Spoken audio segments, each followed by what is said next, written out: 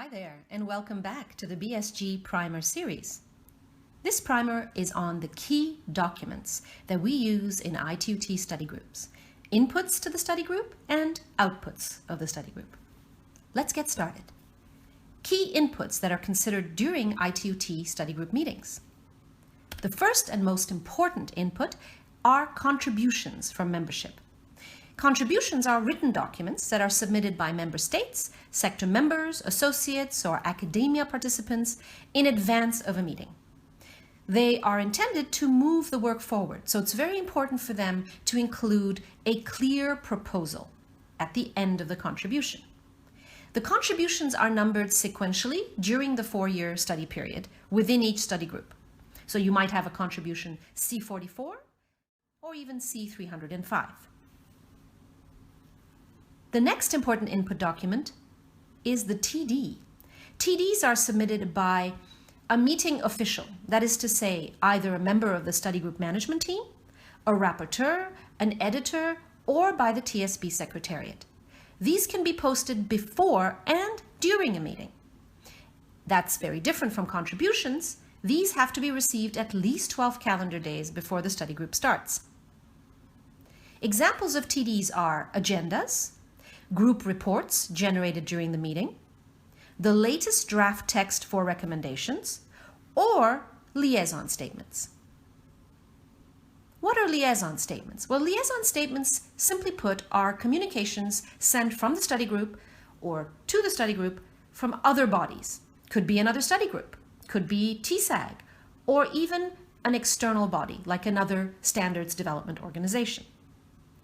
These are called LS. And the LSs always indicate the source of the liaison statement, the question or the body to which it is directed, and the action desired.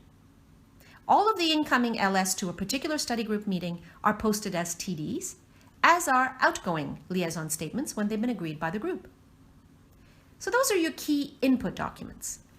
What are the key outputs of ITUT study group meetings? Well, the most important is the ITUT standard, or what we call the ITUT recommendation. Recommendations, ITUT recs, are international standards that define how telecommunication networks operate and interwork. And usually work on a recommendation starts with the approval within the study group of what is known as a work item and the development of what we call base texts until their final approval. So that's ITUT recommendations. We also have annexes that can be approved separately.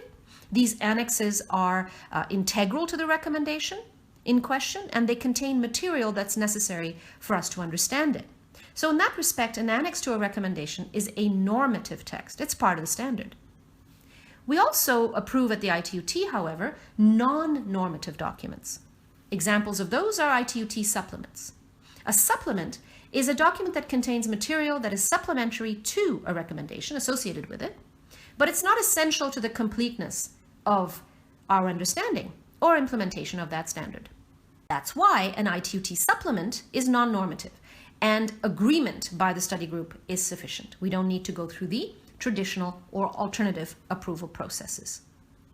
The same thing goes for an appendix. An appendix to a recommendation also contains supplementary material, and it's associated with the subject matter. An appendix always relates to a particular recommendation, whereas a supplement can relate to a series of recommendations.